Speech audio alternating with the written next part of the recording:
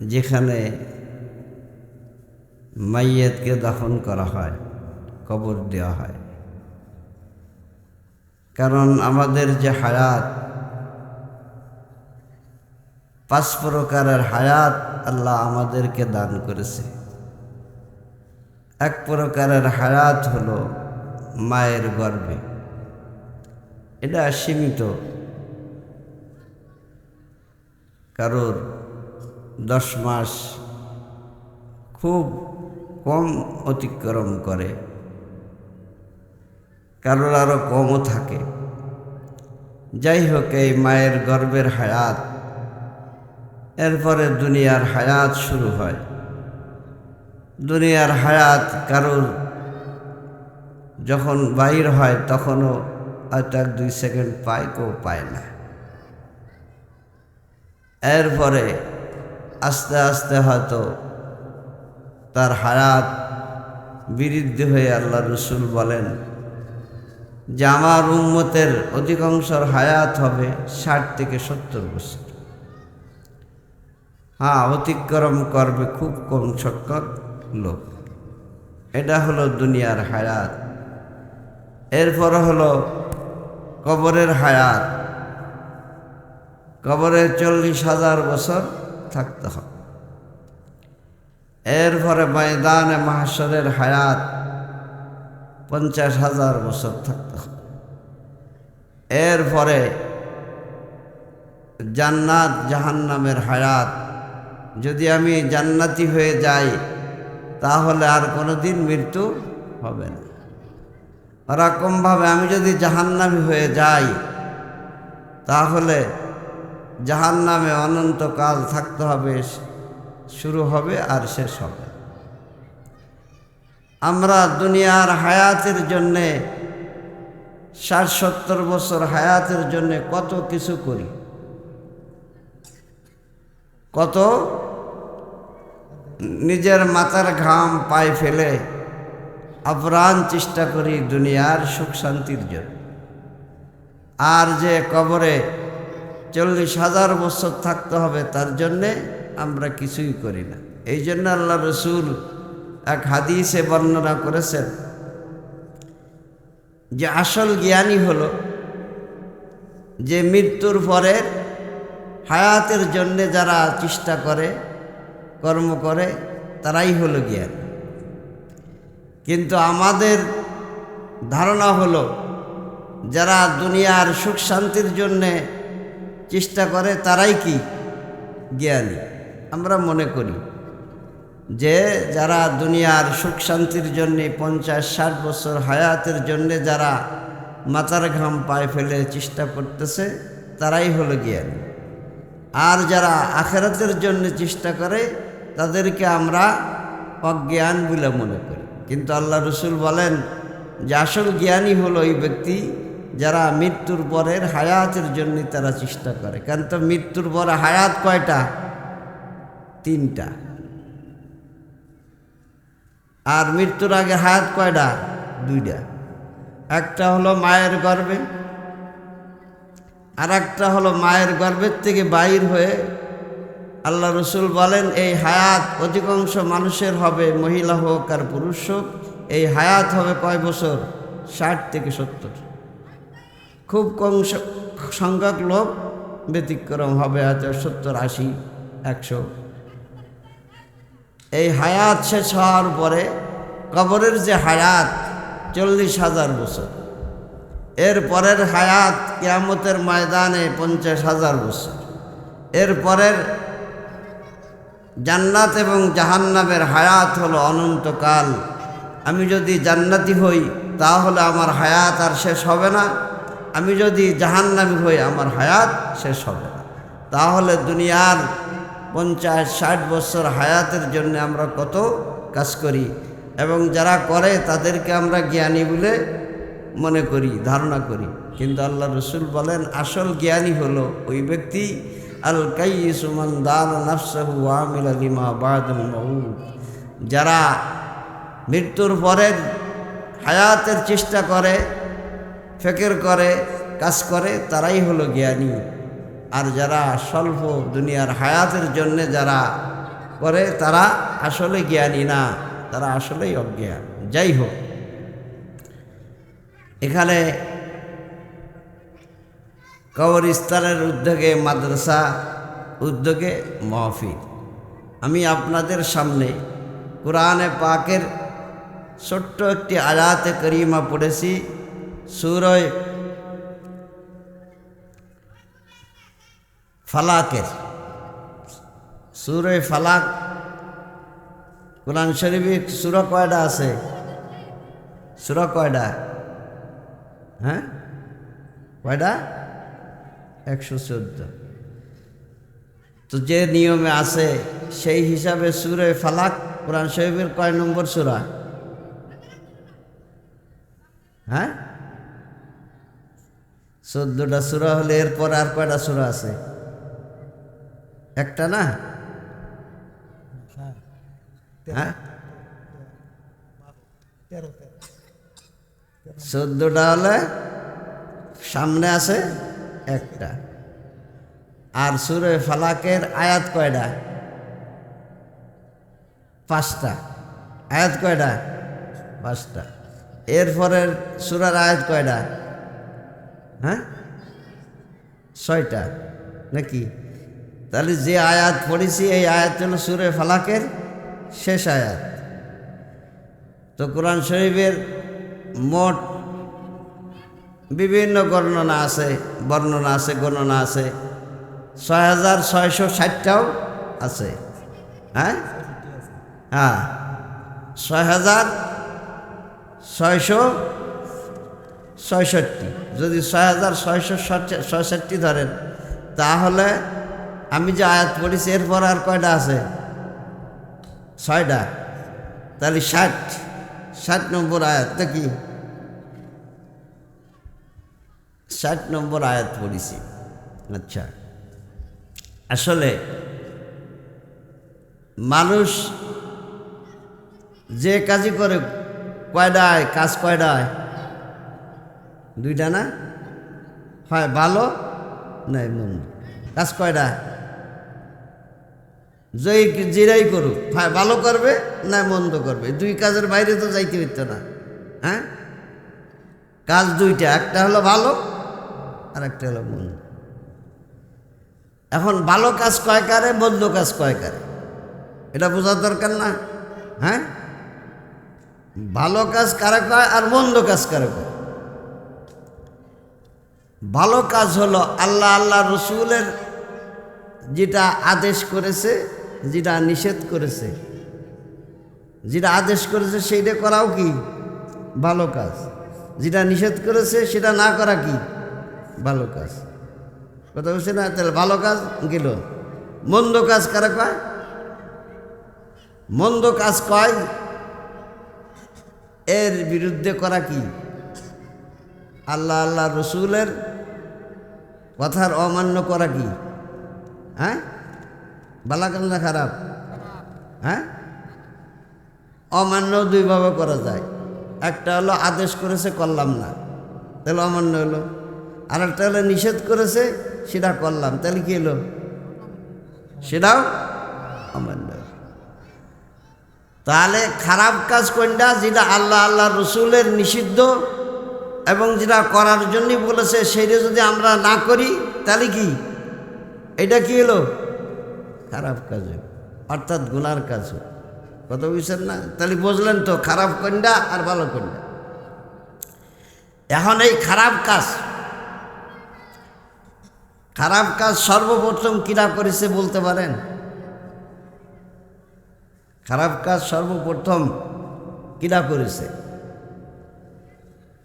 কি ব্যাপার, আপনারা আমার কথা বুঝতেছেন না? হ্যাঁ, এই খারাপ কাজটা সর্বপ্রথম কিরা করেছে? হ্যাঁ, না, শয়তান না, হইছে না। আর কোন জায়গায় করেছে এই খারাপ কাজটা? কোন জায়গায় করেছে?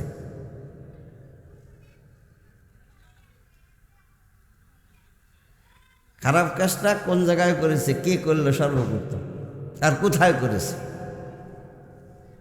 খারাপ কারাকাতে বুঝেছেন? হ্যাঁ, কোন জায়গায় করেছে? কে করেছে?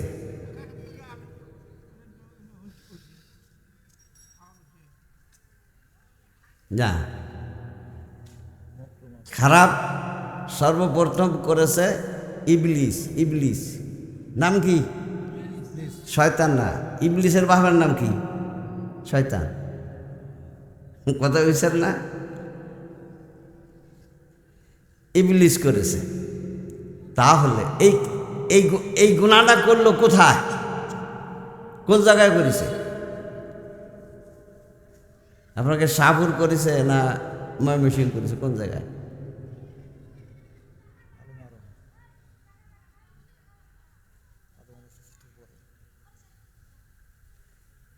এই এই কাজটা করেছে উপরে। কোন জায়গায়? উপরে। সেই কাজটা, সেই গুনাহটা কি? সেই গুনার নাম কি? আমার কথা বুঝতেছেন না? এই গুনাহটার নাম কি?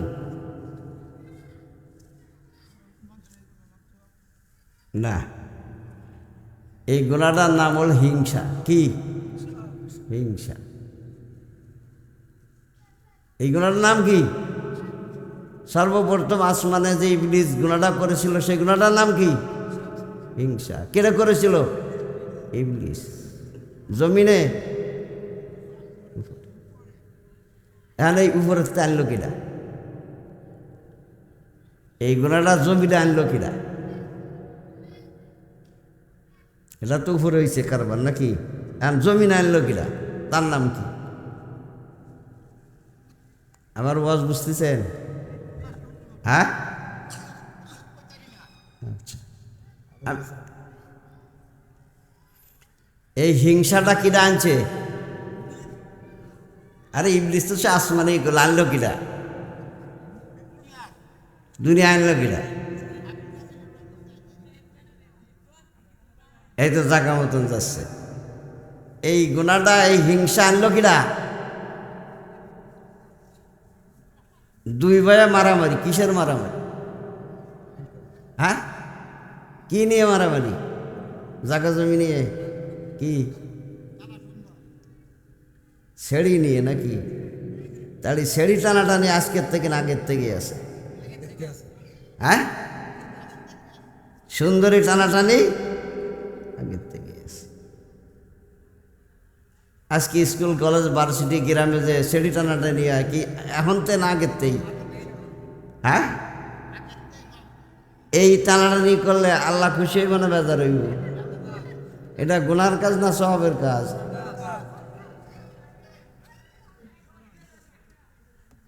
আচ্ছা, তাহলে যে গুনাহ ছিল আসমানে সেই গুনাহ নিয়ে আসলো জমিনে। কিসের জন্য? নিজের ভাইকে নিজে হত্যা করলো। কিসের জন্য? কিসের জন্য? ছেড়ির জন্য।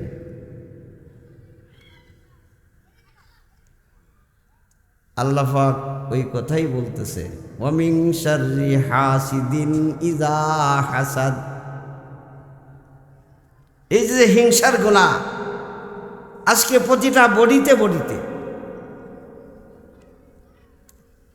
হিংসার কারণে অহংকার পয়দা হয়। কি হয়? হিংসার কারণে কি হয়? অহংকার। অহংকার বাড়ে 5 জিনিসে। কয় জিনিসে বাড়ে? যেরকম আগুনে লাকড়ি দিলে বাড়ে না, অহংকার বাড়ে 5 জিনিসে। কয় জিনিসে? 5 জিনিসে। এই অহংকারের কারণে আদম আলাইহিস সালামকে সিজদা করতে পারল না। কিসের কারণে? তার ভিতরে হিংসা জমে গেল। সে কি করলো? আনা খায়রুম মিন খালাকতানি মিন নার ওয়া খালাকতাহু মিন তিন। আল্লাহ, তুমি তো আমার তৈরি করেছো আগুন দিয়ে। আগুনের তো স্বভাব হলো খালি উপরের দিক যায়। এই হিংসাকে কি করতে পারলো না? তার অহংকার এসে গেল, সিজদা দিতে পারল। কথা বুঝেন নাই? আজকে যারা আল্লাহকে সিজদা দিতে পারে না অহংকারের কারণে। মসজিদে তারা সিজদা দিতে পারে না কিসের কারণে? অহংকারের কারণে। কোরআন তিলাওয়াত করতে পারে না, কিসের জন্যে? অহংকারের কারণে। আল্লাহর রাস্তায় যাইতে পারে না, কিসের কারণে? অহংকারের। এই জন্য অহংকার বাড়ে কয় জিনিসে? হ্যাঁ, 5 জিনিসে অহংকার বাড়ে। কত বুঝছেন না? আর অহংকার কোনো মার্কেটে আছে না, প্রত্যেক শরীরে শরীরে আছে। কি করেন? হ্যাঁ, প্রত্যেক শরীরে শরীরে আছে। হুজুর আর খাজুর নাই, পীর আর বুজুর্গ নাই, প্রত্যেকের শরীরেই কি আছে? অহংকার আছে। অহংকার বাড়ে কয় জিনিসে? 5 জিনিসে। মনে রেখেন, 5 জিনিসের নাম কয়ে যাই। কি কন? 1 নম্বর, অহংকার বাড়ে অর্থ সম্পদের কারণে। কিসের কারণে? অর্থ সম্পদ। আমার কি অর্থ কম? কি কন? 2 নম্বর, জ্ঞানের কারণে। কিসের কারণে? আমি কি তার চেয়ে কম বুঝাই? আমার ডিগ্রি কি কম? কয়টা গেল? অহংকার বাড়ে ক্ষমতার কারণে। কিসের কারণে?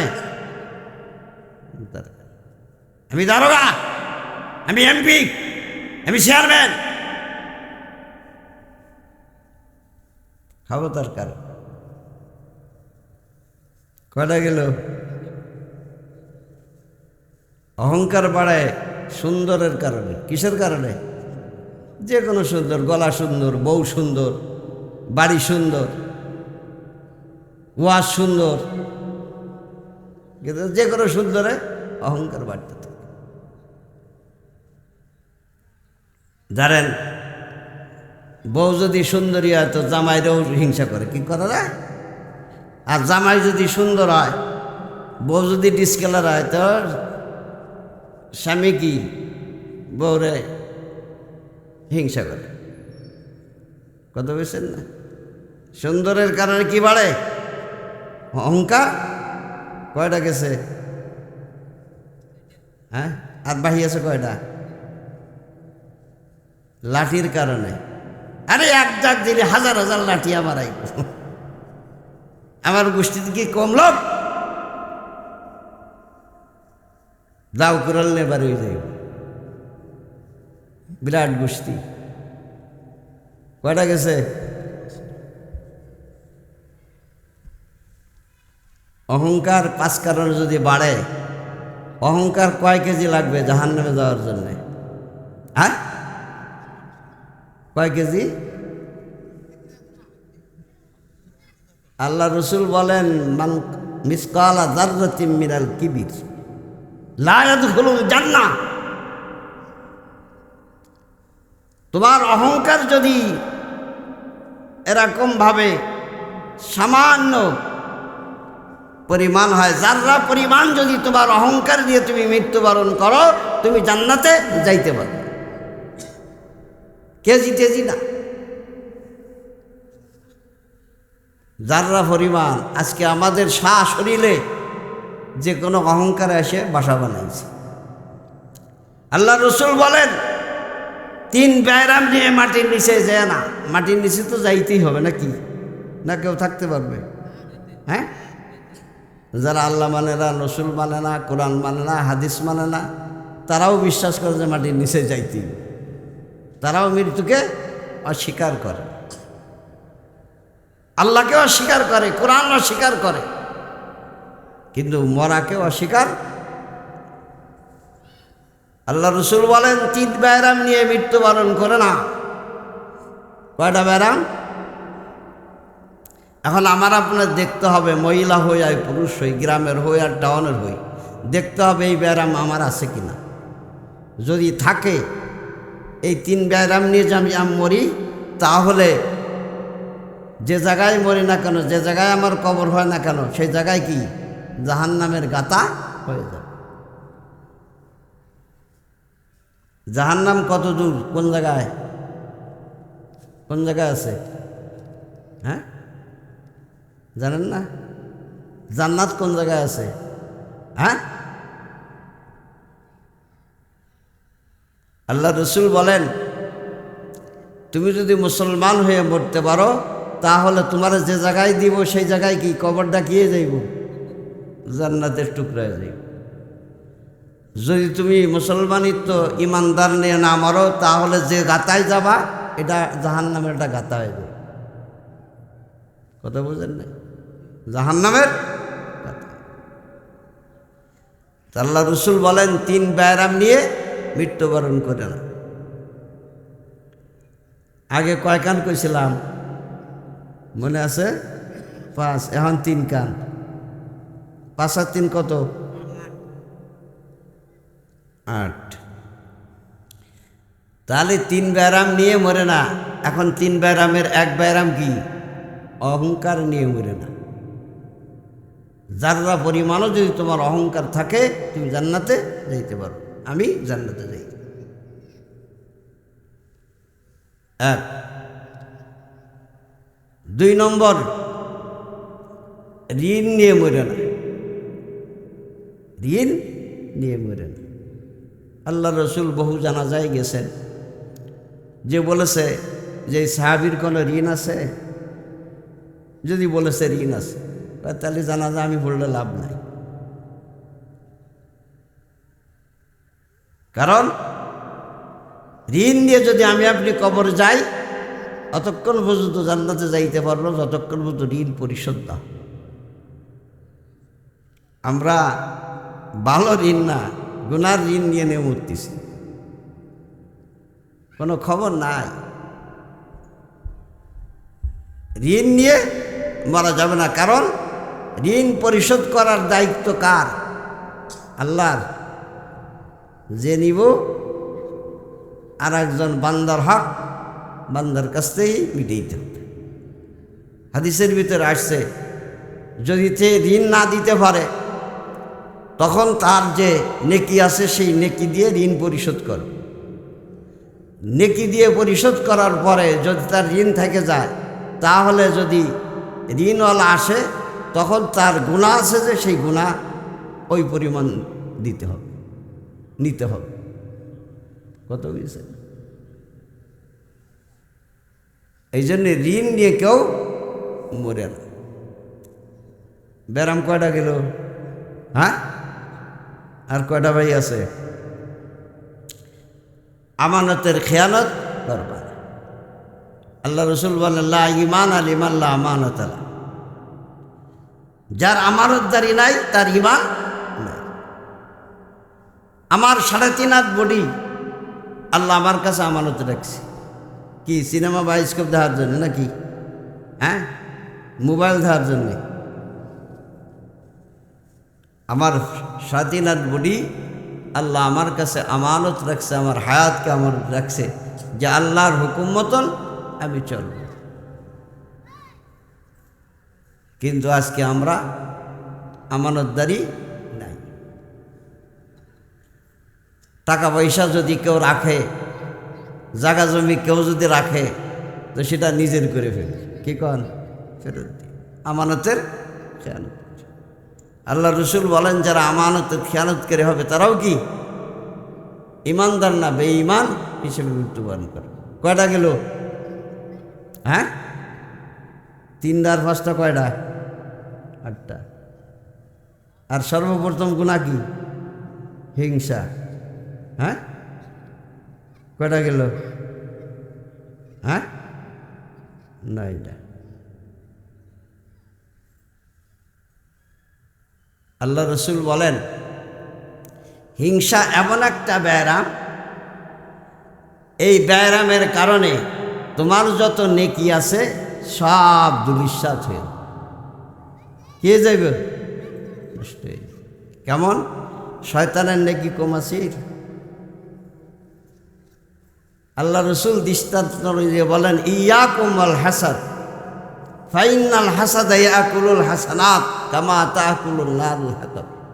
আল্লাহ রসুল বলেন হিংসা এমনভাবে মানুষকে ধ্বংস করে দেয় যেরকমভাবে চুলায় যদি লাকড়ি দাও লাকড়ি দিলে যত ভালো লাকড়ি হোক, যত যাই কিছু হোক, সব কিছু কি পোড়াই সাই করে দেয়। হিংসা এমন একটা জিনিস যে মানুষের হিংসার কারণে সমস্ত নেকি বরবাদ হয়ে যায়। কাজেই আমরা হিংসার থেকে বিরত থাকবো। কি করেন? কয়টা হয়েছে? আগে ছিল 9টা, এখন কয়টা হইল? 10টা। আমার ওয়াজ শেষ।